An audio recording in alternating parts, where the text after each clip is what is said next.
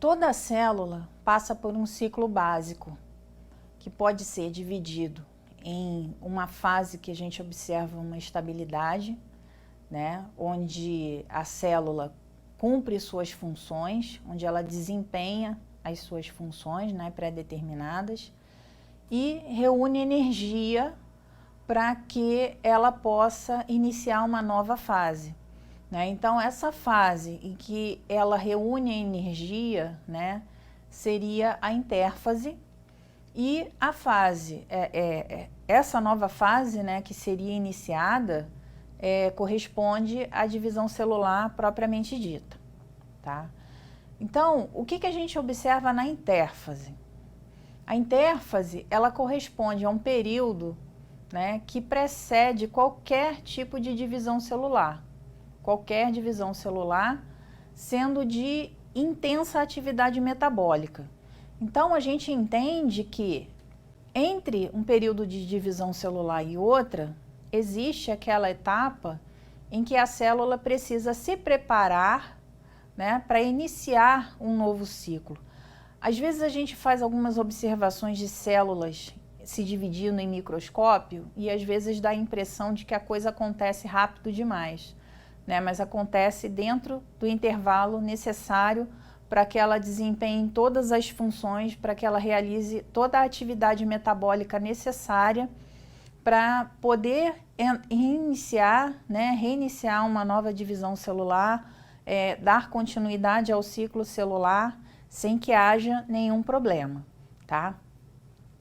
Então, eu preciso atender alguns critérios, né, para que essa divisão celular possa ocorrer lá na frente, para que o ciclo celular possa continuar acontecendo. O que eu preciso então?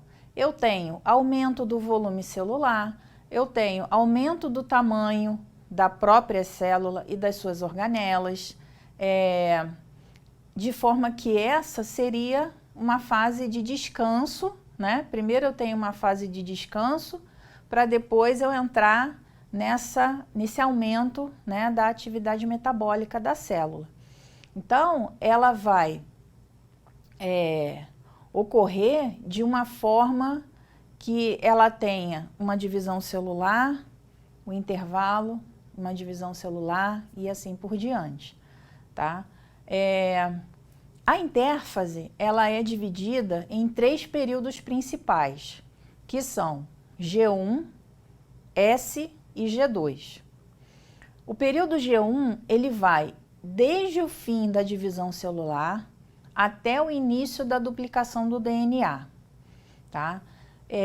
Eu tenho o crescimento da célula, né, mas aliado a uma intensa síntese de RNA e proteínas. Por quê? Ora, se a célula está crescendo, se eu estou aumentando a quantidade de organelas celulares justamente para que eu possa ter uma divisão, né, eu não vou dividir esse material no meio, né? Eu preciso da mesma quantidade de organelas, né, de forma que quando eu dividir essa célula-mãe, as 2 células filhas sejam iguais à célula-mãe, tá? Então, isso vai acontecer até o início da duplicação do DNA, né? Eu tenho crescimento da célula, eu tenho aumento da produção de RNA e também de proteínas e, além disso, eu tenho um aumento do citoplasma. De nada adianta eu ter um aumento do número de organelas na minha célula se o volume dela não vai comportar, né, se o meu citoplasma não vai crescer para acompanhar essa atividade, tá? A partir daí a gente entra na fase S. A fase S é onde vai ocorrer a duplicação do DNA, tá? Que vai ser o principal período de preparação para a divisão celular, né? Por quê? Porque eu preciso fazer a duplicação do material genético, né? De forma que quando a célula-mãe se dividir, né, esse material genético das células filhas seja quantitativamente igual ao da célula-mãe, né? a duplicação das cromátides dos cromossomos, né? Cada cromossomo passa a ser composto por 2 cromátides irmãs, né? Unidas por um centrômero, que é a estrutura regular do cromossomo, tá? Depois de passar dessa fase, a gente vai para a etapa G2, né? Na G2, eu tenho a duplicação dos centríolos e produção de glicose, né? Se eu tenho uma intensa atividade metabólica, eu preciso de energia para poder realizar essas atividades, tá? Então, juntos, essa duplicação de centríolos e o armazenamento, né, e a produção, aliás, de glicose, é que vão formar, né, um aparelho importante na participação da divisão celular, tá? Que a gente vai ter com esses eventos a formação do fuso mitótico, né, ou fuso cariocinético. Então, a célula vai completar o seu crescimento, né, e a partir daí ela vai estar preparada, né, para realizar a mitose, né, quando a gente vai ter efetivamente a divisão celular. Então, quando a gente termina, né, quando acaba a etapa da síntese de DNA, né, reinicia a produção de RNA e de proteínas, né, consequentemente, um novo período de crescimento celular, tá? Quando ocorre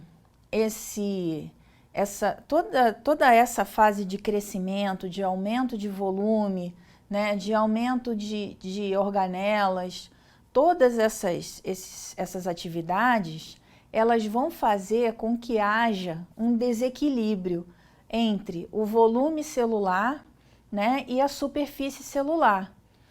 Com esse desequilíbrio, obrigatoriamente vai ter que acontecer a divisão, tá? E a partir daí eu tenho as 2 células filhas, tá? A cromatina vai então começar a condensação, vai ter a formação dos cromossomos, né? Eles só vão ficar visíveis nas fases intermediárias da divisão celular, né? E além dessas 3 fases, né, que são as principais, existe uma etapa que a gente chama de, seria uma fase excepcional, que a gente chama de G0, tá? A G0, ela vai fazer com que a célula fique indefinidamente na intérfase, tá? Por que que isso acontece? Quando todo esse mecanismo de divisão celular, todo o mecanismo do ciclo celular, ele tem um sistema de verificação de erros, tá? Então, quando essa verificação de erros ocorre, a existência da fase G0 é uma forma de proteger o organismo contra a ocorrência, por exemplo, de mutações em taxas elevadas, né? Então, por exemplo, se eu iniciei o processo de replicação do DNA, né, e foi constatado através do sistema de autocorreção, né, pelas polimerases, que houve algum erro que não tem como reparar, tá? Vamos para a primeira situação, que até teria como reparar. A primeira ação, né, seria a célula entrar em G0 e permanecer ali até que as condições se tornem favoráveis novamente para ela prosseguir com o ciclo celular, tá? E o pior dos mundos seria ela entrar em G0 e não haver possibilidade de reparo naquilo que está danificado. Nesse caso, a célula entra no que a gente chama de apoptose, que é a morte celular programada, tá? Essa estratégia, ela serve, por exemplo, para evitar a ocorrência de um câncer, né? A partir do momento que você tem uma célula que é passível de sofrer uma mutação, né? Ou que já sofreu uma mutação, isso pode afetar a forma como ela se comporta no organismo.